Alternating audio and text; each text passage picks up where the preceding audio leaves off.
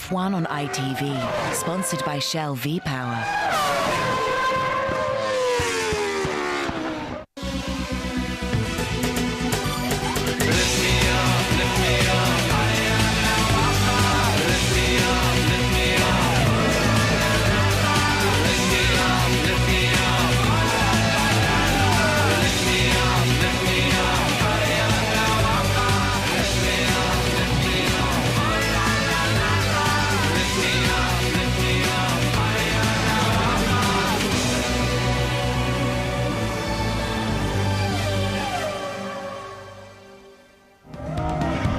It's been Michael Schumacher with all the championship momentum until now. In qualifying, he struggled in the rain showers of Shanghai.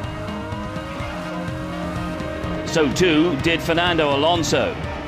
But it's the Spaniard on pole and Schumacher back in sixth. Renault thank the rain gods and their tyres. Now, can they make it stick in the Grand Prix of China?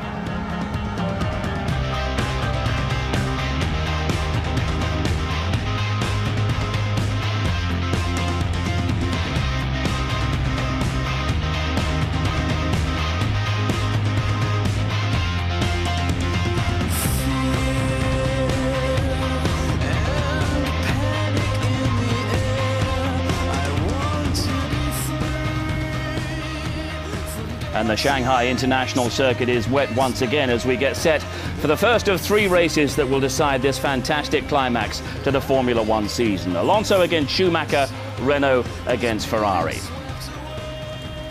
Yes, a tumultuous climax to the season starts right here. Michael Schumacher trying to gain his 8th world title in the last three races of his career. He trimmed Fernando Alonso's World Championship lead down from a massive 25 points to just 2. But in qualifying yesterday, Mark Blundell, all the brakes went the way of Renault and Alonso. They did indeed, but I think that was mainly down to the fact that they've got the Michelin tyre. It definitely has the best intermediate tyre out there at the moment. Bridgestone are in trouble. Michael Schumacher knows that, Ferrari know that, but he still managed to get inside the top 10 in 6th place, and I think that is a remarkable achievement. And it looks pretty wet out there once again. Is this significant advantage going to continue through the race? I think it will do, Steve. I mean, with the conditions as they are, it's going to play into the hands of all the Michelin runners. It's to the detriment of Ferrari and all the Bridgestone runners, and that's going to be a massive issue. They've really got to go just to collect points, try and finish, and make something out of this weekend. Well, let's remind you of exactly how the championship tables stand as we enter these last three races of the season. China first of all, then Japan and Brazil. Fernando Alonso with just a 2-point lead after that commanding 25-point lead he had when he won his last Grand Prix in Montreal way back at the end of June. It's certainly been Ferrari's second half of the season, and they've got past Renault in a very exciting battle for the Constructors' title. But today an all-Renault front row, and Felipe Massa is starting right at the back in the second of the Ferraris. Here's James Allen with a full report on yesterday's qualifying.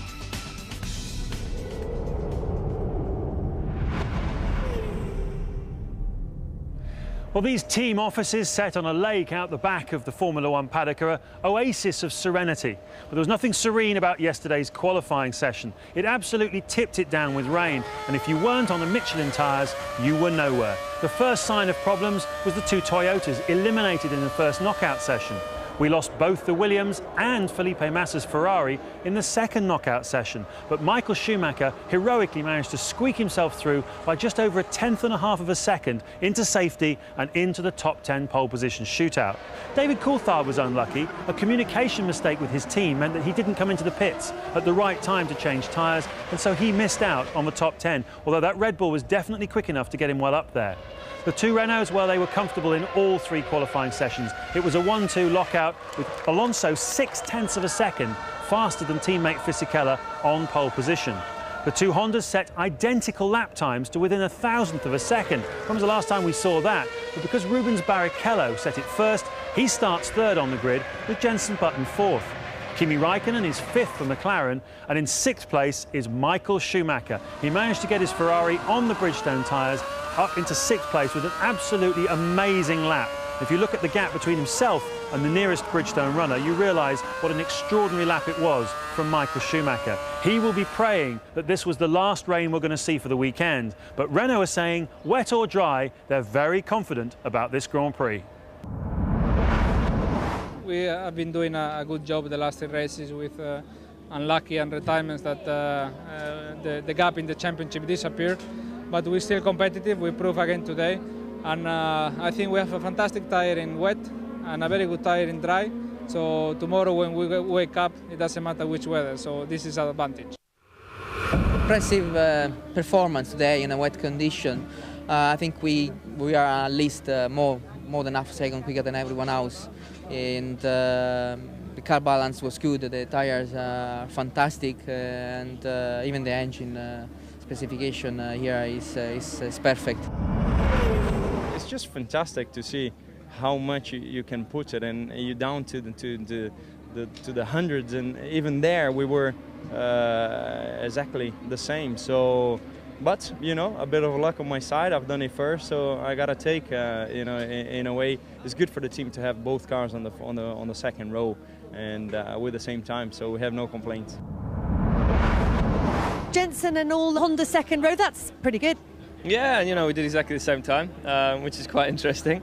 But yeah, you know, it was an interesting day today with the weather, and you can see that the Michelins are a lot stronger than the Bridgestones. So yeah, it's going to be an interesting day tomorrow. If it's dry, I think it's going to be very competitive. If it's wet, I think it's just a Michelin fight really, so it makes it a bit more interesting for us. So not a complete disaster for the championship then? No, not at all. I mean, if we have to leave some points behind, then that's the way it is. But then 2 races to go where we'll have to see. But I mean, first of all, we have to finish the 56 laps and see what comes out in the end. So this is the grid in full, and it's the first all-Renault front row since that Canadian Grand Prix 6 races ago. And behind them, those identical times for Barrichello and Button to share row 2 for Honda. And Michael Schumacher on row 3 with Kimi Räikkönen. Schumacher, the only one of the Bridgestone runners in the top 10. A quite heroic performance in qualifying. Good performance from Kubica, and Robert Dornbos replacing Christian Klien in the Red Bull, out qualifying his rather unfortunate teammate David Coulthard, who lines up in 12th. The 2 Williams only just making the second qualifying session, but the Toyotas of Schumacher and Trulli, they went out in Q1. And Felipe Massa qualifying 13th, but then taking a 10-place grid penalty for the engine change, so he's on the back row but 1. And in terms of the Constructors' Championship, Mark, that's a big blow for Ferrari. It is a big blow. Having Massa that far back obviously is going to cost them valuable points, and also because of the weather conditions, they know that they're going to be weak and they're not going to be able to score the amount of points they would definitely like to score now. But you know, this is a big thing for Renault. They've been pushing hard. The Constructors is very tight, as tight as what the Drivers is, as we know, and it's important for Renault to try and pull it off. 2 cars up in the front row, they've got a great chance of doing that. Has to be said that what Michael Schumacher achieved in qualifying yesterday was quite extraordinary. He needs the same kind of performance to get anything out of this race. Oh, he does. And if anybody can do it, Michael Schumacher can do it, and he can do it in these kind of conditions. He normally excels, but he hasn't got the tyre. That's the big problem he's got there. He hasn't got the intermediate tyre. Michelin is so strong there, and they've got all those cars around in that, you know, the other 9 in that top 10, they're running with the same compound and same tyre itself. It's going to be a tough call for him. But, you know, as I say, if anyone can do it, Michael Schumacher is the man. OK, so what exactly are conditions like out there in Shanghai? Let's go live to Louise. Well, it was absolutely pouring with rain here about an hour ago. It has stopped raining now, but what's it going to do during the race? Gilles, what's your forecast for the race?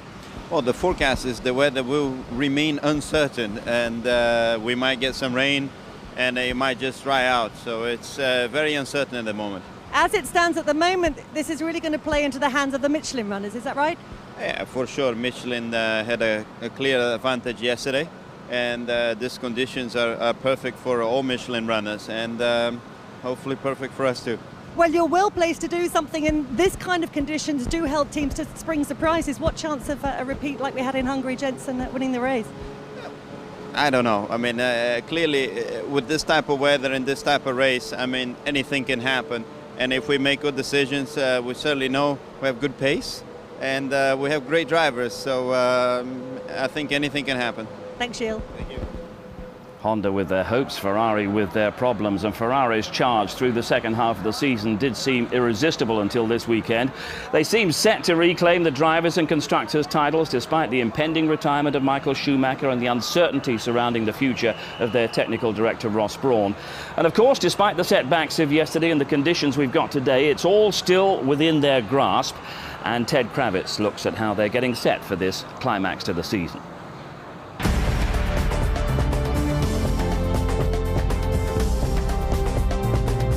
After 247 events over 16 seasons with 90 wins, each turn of the wheel is one closer to Michael Schumacher stepping out of the car for good. But does he feel that he has the last 3 races of his career to prove he's the best?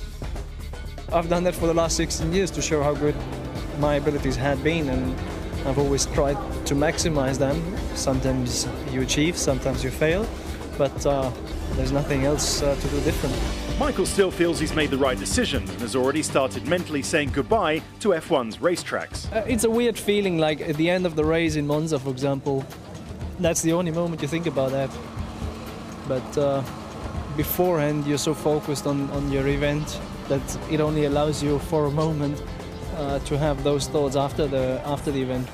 The Schumacher fan's loss is his family's gain. What's been the reaction back at his house in Switzerland? Business as usual at home, honestly. The kids, they don't care about that. I mean, they want to have Daddy the way Daddy has always been, and that's has been the case. This is Michael's last chance to lay claim to his 8th World Championship. His precocious opponent Fernando Alonso couldn't care less, and Renault has the upper hand after qualifying. Michael hasn't got his teammate to help him out and has shown that he's prone to the odd mistake around this circuit. His best result in China is 12th, so the charge for the championship might just have to wait until next week in Japan. This has never been the best track for you, I think it's pretty fair to say. Why is that? Ask the track. Do you like the place? Is there a reason why you haven't had the success you... I have no reason not to like the place, but the car handling is very important, and I don't think we have been greatly in advantage, especially last year. We had a terrible situation with our package, which should not be the case this year. In the dry, at least, Ferrari are in the hunt. And given that at one stage this year they were 25 points down on Renault, it's been an impressive fight back. I think we had a poor start to the season, and we didn't score as many points as we should have done in the first quarter of the season. But I always felt we had a very good car, a very good package. We just needed to put all the bits together, and it's tiny details that make the difference. And they started very strongly, so for us it was a catch-up all the time. I think we're pretty evenly balanced now, so I think it's a very tight finish to a championship. I think we're now starting to perform as we should have done, and we underperformed at the beginning of the season. And what about Michael? Do you get the feeling that Michael wants this championship more than any of the other previous 7? It really is hard to compare it, but he's such a competitive person that whether he wants it more than others, I can't judge, but he does very much want this championship, and I think he wants to finish his career with this championship, and he's fighting as hard and is as determined as I can recall. So, and I think the issue of his retirement being resolved now has cleared that matter away, and he can focus completely on the racing, and maybe it has been a little bit of a distraction mid-season. You never know how much, even in the subconscious. So that's all out of the way now, and I think we're going to see a pretty impressive Michael Schumacher for the rest of the year. In many ways, it really isn't the end of an era at Ferrari with Michael going, and still suggestions that you're thinking of following him out the door. Is that true? Well, I think we'll wait till the end of the season before my plans are clear. I mean, I love Ferrari. I think it's a fantastic team, and I'm certainly not thinking of going anywhere else. So I know there's been speculation, but that's not correct. So, but my plans and the plans of the team will be clear at the end of the season. Thanks, Ross. But in Shanghai, Fernando Alonso, the world champion, has identified himself once again as the man to be beaten. He won here last year, and this was how he was coping with this highly technical Shanghai circuit yesterday, described by Martin Brundle. The Shanghai International Circuit for the Chinese Grand Prix. 3 1/3 miles, 5.5 kilometres, around 93 seconds in the dry, but over 104 seconds in wet conditions. Fernando Alonso dominated qualifying, fastest in all 3 sessions. Let's take a look at why he's so good around here. Heading down towards turn 1, 180 miles an hour, and then he'll have to be so cautious Turns 1 and 2 effectively form a circle. He's having to slow down so much to get the front of the car into the apex. It's almost as if he's going in the pits this lap, but he's not. He's on a hot one. He goes around the outside of turn 3, where there'll be more grip. We'll see plenty of that going on during this lap. The kink of the right-hander will be easy. There's enough downforce even in these conditions. Now he has to slow the car down again around the outside, staying off the normal racing rubbered up line so that he gets better grip on the fresher tarmac around the outside. It works in the rain. Turns 6 and 7, very cautious and smooth with the throttle pedal. 8 follows immediately through the exit of this turn 7, and he has to get ready for it. 9's there too, so it's one long left-hander as he heads onto a short straight up towards turn 10. Probably still 160 miles an hour when he gets there, so it'll be difficult to slow down, braking around 100 metres. Notice he stays off the curbs. It just tends to push the front of the car wide. Again, as far to the outside as he can get, squeezing on the power. Now the downforce starts to bite and pushes the car into the racetrack. The 1.3 kilometre back straight. Notice how poor the visibility is in front of him, and there isn't even a car there. The mist just hangs in the air as he approaches the braking zone for turn 13 hairpin. At a 200 metres, he feels the need to start slowing down, and that's why he just hangs on to the outside of the hairpin, following the tracks as much as he can of other cars where there's less water. Good speed through this final corner, and look, there is the magnificent grandstand and pit area. Over the line he goes, Alonso dominant in the rain. Yes, that's the kind of form that saw Fernando Alonso dominate the first half of this season. Definitely been a season of two halves, a Renault half and a Ferrari half. Let's remind you once again of how it's all taken shape. And the 2006 Formula One World Championship begins now. Alonso with a better run out of turn 4, and he is going to steal that position. It's going to be very, very close. And surely Michael's got the momentum. No, Alonso's done it. Hello, you. How was the rest? You made it through. But he is the winner of the Malaysian Grand Prix, Giancarlo Fisichella. The world champion finishes in second place. Oh, Michael Schumacher has dropped it on the final corner and hit the wall. Nobody's there.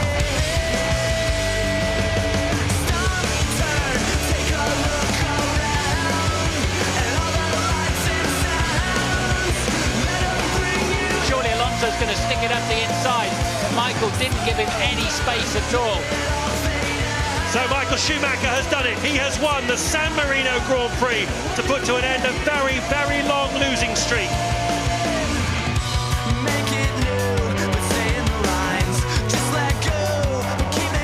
For the second race in a row, Ferrari have turned Renault over. Schumacher then, looking for 2 victories in a row. He makes it here at the Nürburgring.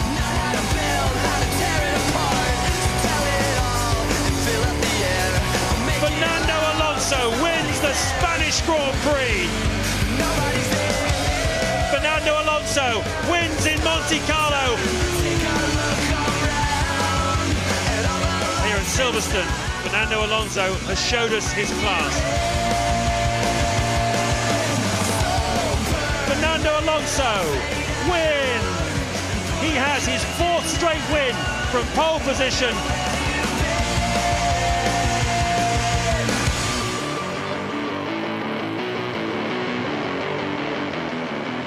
Michael Schumacher wins! He is the King of America today. And for the second race in a row, Michael Schumacher wins! Michael Schumacher then coming through to collect the checkered flag. It's yet another Ferrari 1-2.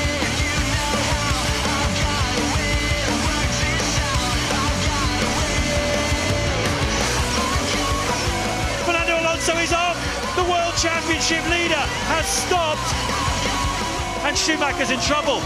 It looks like both of the World Championship contenders are going to be out of this race. Here's Schumacher right up the back of Alonso, across the line. No! Alonso picks up second. Michael Schumacher picks up third. It's an extremely angry Fernando Alonso sitting in that cockpit.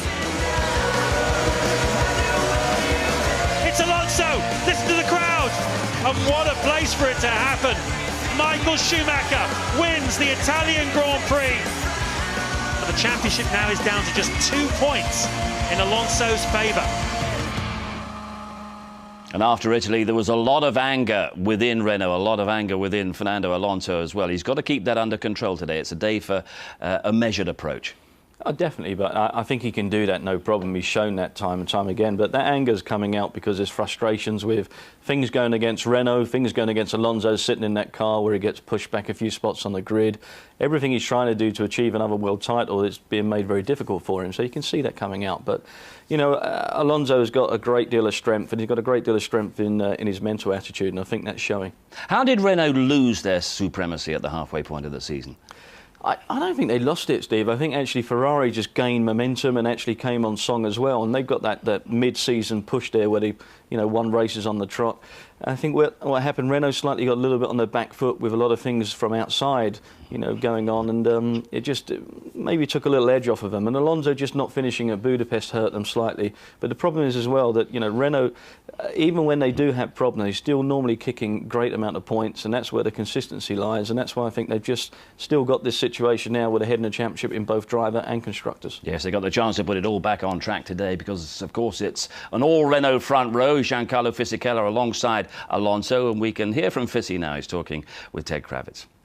Well, Giancarlo, it's been raining off and on all morning. What's been the last-minute instructions in the engineers' room? Well, apparently it's going to be a wet race for the start, which is not bad for us considering the pace we had yesterday. So we are quite confident for the race in a wet condition. But even in dry condition, we got a good pace, and it's going to be important to get at the end of the race and score the best result. Do you think Michael's going to be a factor at any point? Maybe at the start? Yeah, probably yes. You know, Ferrari and Michael are still very, very good fighters, and they got good possibility to do well anyway. Even if yesterday the pace wasn't so good as our pace. Thanks. Have a good race. Well, as we were looking back over the season, the highlight certainly for Jenson Button was that breakthrough win in Hungary in similar conditions to those that we have in China. And he's been talking with Louise. Jenson, visually this is a very different paddock to the European races. We've got the offices here instead of the motorhomes, big pond in the middle of it as well. But what about the atmosphere? Do you find that different? Yeah, I think it is a little bit because you're a bit further away from each other when you're in your big, whatever they are, floating homes. Palaces. Yeah, sort of. It's a little bit different, the atmosphere, and everything's just so spread out. You know, to walk over to the garage is like it's a bit of training going over there. You got to run across. So yeah, it is different, and especially with the weather, because it's not great weather at the moment, and everything's a bit sort of down, I suppose. It's our third time we've been here. Do you feel like the Chinese are getting a bit of a handle of Formula One and how it all works now? Yeah, it's quite amazing. You know, we came here in 2004, and nobody really knew about Formula One. And now, you know, it's everywhere, and there are so many fans of Formula One in the city, and there are a lot of people here also. It's amazing how they've learned so much about Formula One in 2 years. What kind of response do you get from the people on the streets? They're very friendly. You know, they're fanatical about Formula One. Really, you know, outside the hotel there are about 100 fans cheering you when you're driving in the car and when you leave, and it's good to see. You know, it's good that it's becoming a big sport in China. They love Schumacher here. He also came out top in the recent FIA fan survey. Did you read that? Yeah. Shall I tell you why that probably is? It's probably because 100,000 people, randoms, you walk up to someone in the street and say, Formula One, who's your favourite driver? Most people will probably say Michael Schumacher because they don't know so many other drivers. So that's why I think he's top. So these surveys are absolutely random. So the fact that you came third in that popularity stake is irrelevant. It is. And it doesn't matter anyway, does it? You know, it's nice to be popular, but it doesn't make us go any quicker. Well, you didn't need much to make you go quicker today. It was a good day for the team, wasn't it? It was a good day. You know, all weekend so far we've been competitive, and in the dry and in the wet, especially in the wet. So it was good to get both cars up there in qualifying, and I think I'm in a pretty good position for tomorrow. What kind of conditions do you want for the race? Wet's good for us. You know, if it's dry, we're still going to have a good race because we're in a good position, and we have very good strategy. So if it's dry, we're going to be good, but we're going to have to contend with Michael coming through. But if it's wet, you know, it's going to be us and the Renaults, I think, and maybe Kimi will have a play as well. Do you think you could get the Renaults in the wet? No, but I think apart from the Renaults, you know, we can challenge anyone, and it's going to be tough to beat the Renaults. I don't know what lap they're stopping on. We have to wait and see. But they've been quick all day, so they're going to be tough to beat. But there's a podium position up for grabs, which is mine. We'll have that then. Yeah, Jenson Button and Honda with the possibility of making it another big day for British motorsport today out in China. And in our coverage yesterday, we were hearing how Britain's talented young driver Lewis Hamilton has possibly moved a little bit closer toward that coveted McLaren F1 drive with a very decent performance at his recent test at Silverstone. And Lewis has been talking a little bit more with James Allen. Now, we all know what you've done for GP2 racing, but what's a year in GP2 racing done for you? How are you a better driver than you were 12 months ago? Well, there's been a lot to cram into 1 year. Usually a lot of PK has already done 2 years of GP2, and there is a lot to learn about the tracks, the circuits. As you're following the Formula 1 all the way around to all the European circuits, you're learning what it's like to be on, you know, the Formula 1 scene, be in front and have all of that pressure from the Formula 1 teams watching you. Obviously, you've been a protege of this McLaren team for many, many years now. It's been an extraordinary relationship, really, in development. But you must have become aware, as the season went on, that the whole Formula 1 world was standing up and paying attention. Yeah, and the support was just increasing and increasing. The media, it's like a wave, and they've just got on that wave and just rode the wave all the way to the end of the season. And it's really just a positive buzz that you can continue and take it right until the end. And it's, you know, it's a big mental game, the racing business. It's, you know, if you're not on top of your game, if you're not focused, if you're not strong in the mind, you won't succeed. And luckily this year, everything was in the right place, and I was able to focus and get on with the job. So you've won the championship, and you're now knocking on the door of Formula 1. Everybody knows who you are. What's the best path forward for Lewis Hamilton from here? Well, you know, it's been a long, long journey. I think I've been racing for, I think it's 13 years now. Considering I'm only 21, that's quite a long career already, you know, already 2/3 of my life. Formula 1 is where I want to be, and I think I've timed it to perfection. You know, there's a seat available at McLaren. You know, we've had a long relationship, and they've got a world champion in the seat, and you know, I just, fingers crossed, I can get either that seat or a test seat or maybe a race seat somewhere else. But I've done all I can do in any of the lower classes. There's nowhere else for me to go, so I'm banging on the door of Formula 1, and that's where I want to be. Fernando Alonso, obviously, as the world champion you're referring to, is a class act, as we know well. And with Michael Schumacher retiring, arguably the best driver in Formula 1, you really want to go up against him in the same team? I think so. I mean, having the strongest teammate is such a big positive, because there's so much to learn from them. And the more experienced they are, the more that you will learn. And he is the toughest driver at the moment in Formula 1, apart from Schumacher. And, you know, it would be an extremely tough challenge, but, you know, I'm looking forward to it. I love a challenge. I love to make it hard for myself, and so I'm looking forward to it. And for Lewis, it doesn't seem anymore to be a question of if it's going to be Formula 1 with McLaren, but when. And some are suggesting it might even be as early as Brazil this season, 2 races' time. I'd be very surprised if that happens, Steve, because I don't see any reason why they need to do that. You know, they can evaluate him off of testing. They can evaluate him from his performance already in GP2. He knows how to win races. He knows how to win championships. He's a great talent for the future. I'm interested also, if they do put him in a race car against Alonso as world champion, that will either make him or break him. But, you know, it's a big amount of pressure on a young guy's shoulders. So much is being talked about Lewis Hamilton, so much is being said about him. There is a lot of other great British young talent out there as well. How is that struggling to find its way into Formula 1?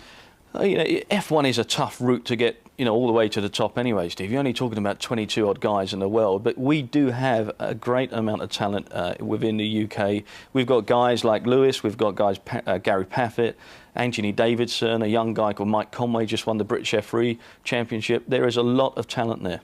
Well, Anthony Davidson is currently with Honda, and currently he's standing alongside Ted Kravitz out there in Shanghai. Yes, absolutely, Steve, he is. And Anthony, how close are you to a race drive next year? Well, like I said all along, that's been my mission, to get onto the grid one day. I believe things are looking reasonably good for me next year. I just fingers crossed that I can be on the grid. I mean, there are spaces still open, so you know, that's what I want. They know what I want. The whole grid does, so that's my goal. Okay, well, the car's going out. Ralf Schumacher just joining the track, and Jenson Button just getting ready in the back of the garage. It's going to be tough for him out there, isn't it? But he seems up for it.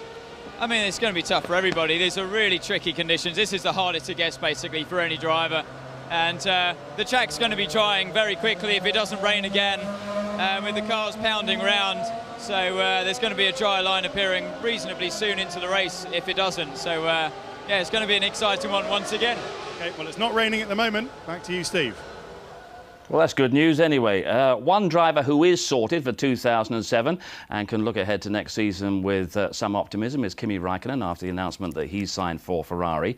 He's seeing out the rest of his contract with McLaren at the moment, though. And he and the rest of the McLaren team broke their journey out to China with a quick stopover in Dubai, where they also met up with Louise. McLaren headed to the Middle East earlier this week for a whistle-stop tour of Dubai. Kimi Raikkonen was the man in the driving seat for a show some of the locals would love to see repeated. With the way things going on in Dubai, and we are hosting big events here, and the development, I think we need to have Formula One. For the moment, though, they'll have to settle for demonstration runs through the streets. There's a growing interest in motorsport in this region, and events like this are helping to introduce a whole new generation of fans to Formula One. I like the shape of it and the design. It's so nice. What was the best thing about it? The speed. After playing with his McLaren, Kimi was eager to get his hands on an even more high-tech piece of kit. We'll take off, and then you'll come downwind. And I'll give you some airwork to get used to flying the aircraft. The Airbus A330 is one of 2 flight simulators at Emirates Training School. How'd you find that? It was good fun. I've never been before, and a lot of things to learn, but it was good. You seem to take to it quite naturally. Yeah, I flew for the helicopter simulator. I would say that it's more difficult because you need to use your legs all the time also. So it wasn't too bad, but I guess there's many things that you need to learn before you can really start flying. As far as the local media was concerned, though, the main talking point of the day was Raikkonen's forthcoming move from McLaren to Ferrari. You've been a long time at McLaren. How do you feel about leaving them behind? It's sad because in the end there's a lot of good friends and a nice place to work. I always have had good time here. Okay, we have had bad times together, but also very good times. So in one way sad, but sometimes in life you have changes. So we'll see what happens. Knowing what you do with McLaren, how do you think Fernando is going to fit into the team? I think so, it's fine. They are good, easy people to work with, so I don't see any problem. I think so. They have had much more harder time with me than anyone else, so I think so it will be fine. How do you mean? You can ask from them. Why, you're not very easy to work with? Or? No, it's fine, but there's always a bit lazy sometimes. So Ferrari in for a bit of a shot next year, are they? I don't know. We'll see what happens. I think so will be okay. It's just interesting to go somewhere else, and everything is new, so in one way it's going to take a little time, and get used to it, but I think so it's going to be okay. How does it work with the team now that everybody knows that you're going somewhere else? Are you still heavily involved in all of the testing, or do you have to take slightly a back seat?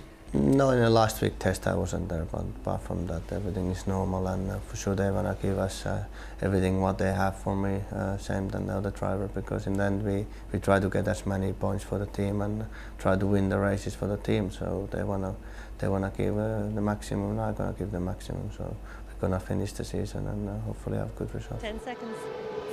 So as Kimi moves on, the big question is who is going to fill that second seat at McLaren? You tested Lewis Hamilton last week. Has he got any closer? Oh, I think that's a good step in the right direction, but it's not a decision we have to take yet. Certainly be taken between the last race and the end of the year. You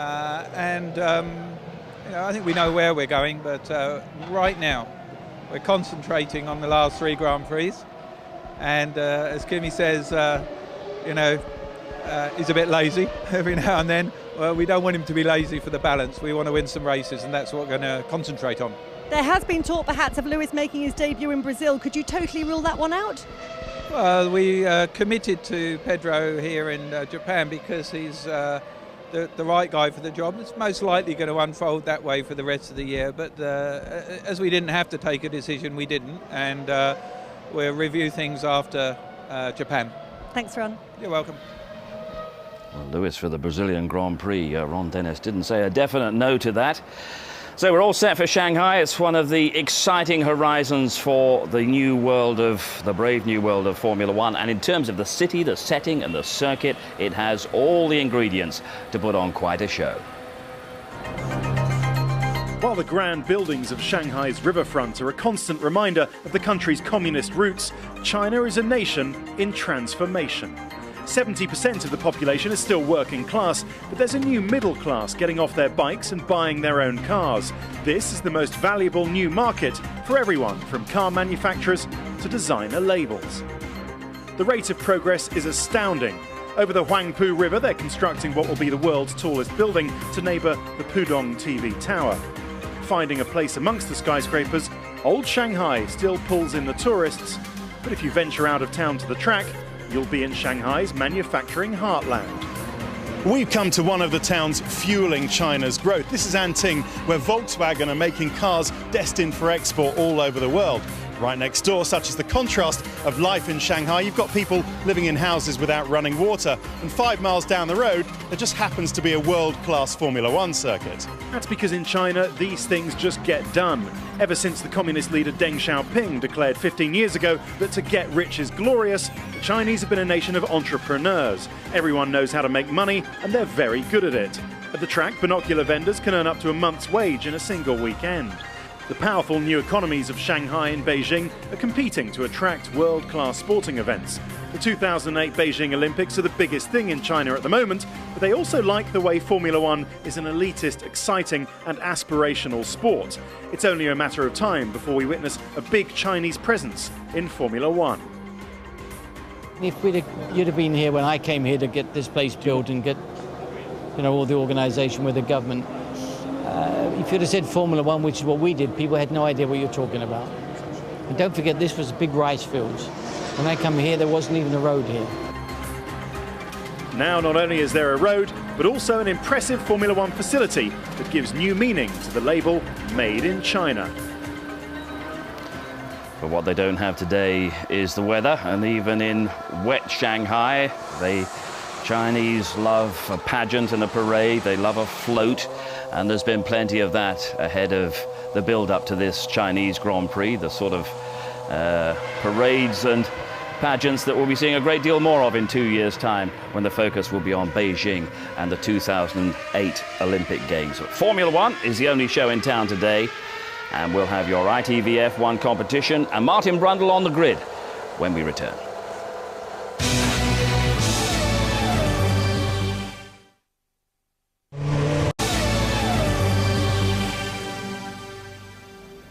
The Shanghai International Circuit, crucially in damp, it might even be wet conditions for the Grand Prix of China, and all the advantages that will give to Alonso, to Renault, to the Michelin runners as well. It's an all-Renault front row. Alonso on pole, Schumacher back in 6th. And as you look at those pictures, Mark Blundell, if conditions change, how might things switch back in favour of Ferrari? They're going to have to dry out completely, I think, Steve, or go completely wet so they've almost got to the monsoon weather conditions, because that's when Bridgestone can come into their own. When you've got these variable intermediate conditions, it is definitely the area for Michelin, and with the Renault there as well, they're going to be pretty much unbeatable, I'm afraid to say. OK, we'll let the grid assemble, and then we'll be joining Martin Brundle down there very shortly. And all the information you require on Formula One, stats, records, results, previews, opinions, that can all be found on the ITV F1 website, along with details of the ITV F1 competition as well. And in our last one at the Italian Grand Prix, for correctly identifying Felipe Massa as the winner of the Turkish Grand Prix, David Watson from South Muscombe in Newark won himself a VIP trip to the Ferrari headquarters at Maranello. Now, Ted has details on this week's competition. This weekend, Philips are giving away 2 tickets to watch the Brazilian Grand Prix from the Williams headquarters near Oxford. You'll join a live Q&A session with Frank Williams from the track at Interlagos, watch coverage of the race over a silver service dinner, and take a tour around the championship-winning cars of the Williams F1 Museum. Plus, you'll get a limited edition Philips Smart Touch XL electric shaver signed by Nico Rosberg. And here is that clean-cut driver with the question. Hi, I'm Nico. Nice and easy question for you this week. In which city is the Brazilian Grand Prix? A. Sao Paulo, B. Rio de Janeiro, or C. Buenos Aires? Good luck. Thanks, Nico. So that is, in which city is the Brazilian Grand Prix held? A. Sao Paulo, B. Rio de Janeiro, or C. Buenos Aires? And the number to call 0901 293 2020, or text F1 plus A, B or C to 63337. Entries cost £1 plus the standard network rates, and lines close midnight this coming Thursday.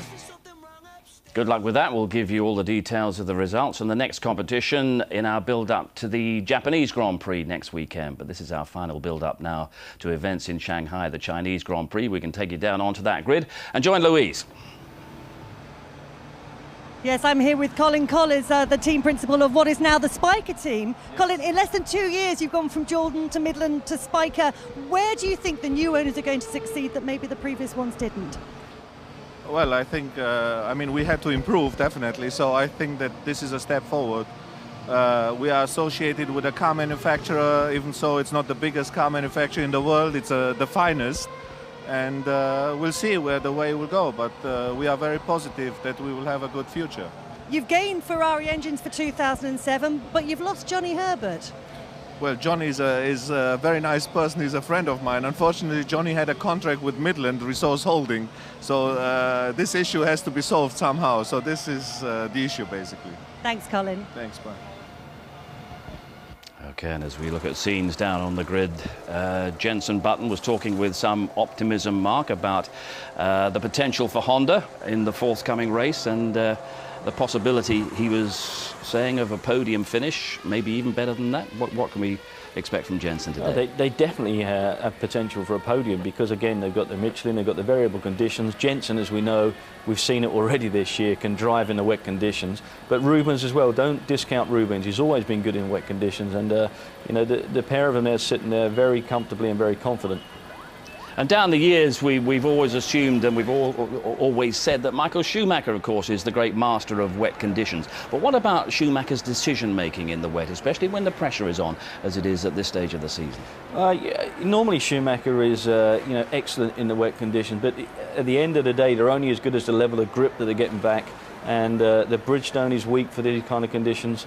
He's going to have a tough task today, I can assure you. OK, that's the scene. It's rather overcast, it's rather damp, but down there and all set to hijack whatever interviews he can on the Shanghai grid is Martin Brundle. Martin. I hate to still be a Grand Prix driver, except on days like today. It's 0 to 0 stuff. Which tyres are you going to use? Here's the safety car. Now, they have the possibility to start this race behind the safety car. And right now, you've just heard the klaxon go. They're going out. This being Formula One, there's a spare one of these sitting around. They're going to go out and do a lap and check the track. I don't think they'll need it to start the Grand Prix with, but it's certainly going to be treacherous conditions today, no doubt about it. It's going to be a lot of last-minute decisions too, so it could well be a challenge to find too many people today, but let's try and get the inside line from Pat. Oh, yeah, Pat. Now, you're restricted to 4 sets of intermediate tyres, and 3 sets of wets, many of which you used during qualifying. How's that going to affect the race? Well, it's not going to be too bad because we didn't really give them too much of a hard time in qualifying. It really was pretty wet. We've got some that are better than others, but you probably remember back to Donington. We had that race there and we did literally run out of tyres then, so it can happen. If track dries, the wet tyres wear so quickly, and if it then rains again, you can be in trouble. Now, I think Michael's got 2 brand new sets of intermediates available to him. Could that be a big advantage? No, because they're Bridgestones. Yeah, and their inters are not as good, are they? So you're hoping for exactly this kind of emulsion on the racetrack, yeah? That's going to suit all the Michelin runners? I think so, yeah. I think it'd be good for us. All right, so hopefully then you can score some points today and keep your championship hopes alive. Very few of the drivers on the racetrack. Let's have a look for Rubens Barrichello, who's over here, because I want to know what the track is like and see if we can just get some feedback. These drivers, many of them came Many of the drivers came to the grid on inters, others on the full wets. What's the right tyre to start this race on, Rubens? I think, honestly, it's quite safe to be on the intermediate, so I don't think anyone would be on the other one. And what about visibility? Did you get any feel of that down that long straight? I was quite slow because I was saving fuel and people were going past quite quick, and the visor you would see nothing. So it's going to be the first 3 or 4 laps is going to be quite dramatic on that. Well, you've got a great grid slot here in third. It must be so frustrating when you want to test the racetrack out and you've got to save gas. Yeah, it's. I would have loved to get a feel for the brakes, because you don't want to be locking brakes on the first corner or the second one. But it's comes with the experience, so it's all right. So safety car start, probably not, and intermediates, almost certainly yes. I think 100%, yeah. Thanks, Rubens. Right, let's have a look. I think Kimi Räikkönen's down here somewhere. Are you with me, Andy? Let's see if we can get 2 or maybe even 3 words plus VAT out of him today. And he's just putting the lid on. Kimi, intermediate tyres? Yeah. Intermediates. Who do you want to win the World Championship? Do you care? I don't care really. You don't care which one of them it is? Oh, I thought he might have said Ferrari there, as he's moving to that team next year. Let's wander over Jenson Button over here in, well, apparently Fernando Alonso's back by his car, so we're going to head back down the grid, shunting around a little bit today. Hi, Flav. And see if we can just get a quick soundbite from the World Championship leader, because if he's going to, Michael Schumacher's got so much momentum this last few races that if there's any way that he's going to re-seize the advantage, then it's going to be in conditions like this. Fernando, a quick word, just one word for us. How's the track looking? Is it absolutely certain intermediate? We'll see. I think nobody knows until we are in the track. For sure, some people take intermediate, some people full wet. We'll see. But if you come up against back markers, is it going to be difficult to go offline? I don't think so. It's quite okay. Okay, thanks. Okay, thank you very much for that, Fernando. And looking quite intense. And Fisichella standing over here looking very lonely. Let's just give him a quick bit of company. Fizzy, I know you're getting your head into the Grand Prix, but front row of the grid here, you've got a job to do today. Well, yeah, you know, we got a good pace, and especially in this condition. And we just need to do the best result possible with both cars. So the target is to be first and second. We'll see if it's possible, because it's going to be difficult first part of the race with a wet condition. So I was saying to the viewers that on a day like this, for a driver, it's 0 to 0 stuff, and it's as big a challenge as you're going to get. I mean, and I notice everybody's more intense than normal today. How do you feel about that? Are you a bit nervous of these conditions? Yeah, obviously you feel nervous because it's a difficult situation. But as I told you, we got a fantastic car, fantastic grip. I was very comfortable yesterday with the wet condition, so it's going to be important just to be careful the first part of the race and be concentrated until the end. Thanks for your wise words. See you. Okay, well, there's a lot of tension down here on the grid, understandably. Back to you, Steve. Thank you, Martin. Well done. And a few thoughts from Mark as well. Try to anticipate for us what's going to happen off the start line, especially from the perspective of Alonso and a couple of rows back, Michael Schumacher. Well, I think, you know, obviously the Renaults are fast starting. We've seen that and we know that. But the bigger issue for me is actually what Rubens Barrichello was alluding to. There's a couple of things there. Visibility is a key one. And believe me, you cannot see anything, Steve. You get behind a few of those cars, it's like getting behind a 40-foot truck on the motorway with your wipers off. Cannot see a thing. It's going to be a big headache for the guys. And cold brakes. They're not going to really have the grip level there to try and get the heat up into brakes. So I think turn 1, turn 2 can be a bigger problem for a couple of the guys there who are going to try and make a dive. I don't know. This is going to be interesting. A lot of pressure on the people there, technical people and the drivers. Do they go for the intermediate? Do they go for the full wet? It could pay off either way. But whatever way it goes, they've got to make sure they make the right choice. So for Michael Schumacher back in 6th on the grid, I mean, will the temptation be to be super aggressive off the start line, try to get out of traffic, make what early progress he can? Yeah, he has to try and make some moves early on in this race now, because he knows that he's got to, capitalise on those first couple of laps there. Once that gets a bit of a break going there, he's going to have a lot more of trouble on his hands. So, yeah, pressure on him to get that delivery done. OK, I think we can swiftly hear from Jenson. Last time we had these kind of lottery conditions, your number came up in Hungary. What are the chances of that happening again? Well, we have to wait and see. I mean, the conditions are changing all the time. You know, one race is never like the other when it's wet. So we got to see. But it's coming our way, I think. You know, the Renaults are very quick here, and you know, you can't count out Kimi either. So it's going to be a good race, I think. Is it a different kind of feeling when you're facing a race like this ahead of you?